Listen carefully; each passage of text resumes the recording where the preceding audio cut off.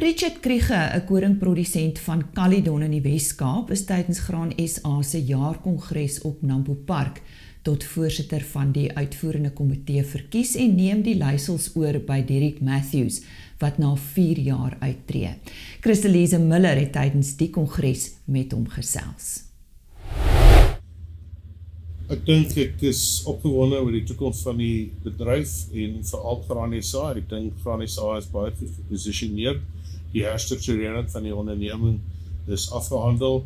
Die state en gekonsolideerde state is aan lede voorgelê by kongres en ek dink ons gaan in 'n baie die besigheid is baie goed geposisioneer om die toekoms in te vat.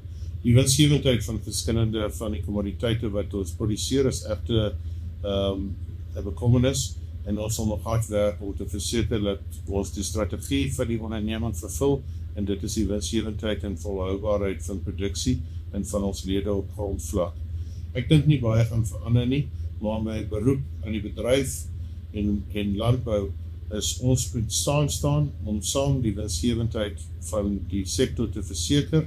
Ons moet saam met die hele waardeketting en die insetverskaffers moet ons saamwerk om te verseker dat nie net is landbou belangrik, maar landbou is die katalis wat die landse ekonomie die hupstoot kan gee wat nodig is en ons wil graag wil toesien dat landbou 'n florerende sektor is binne die landse ekonomie.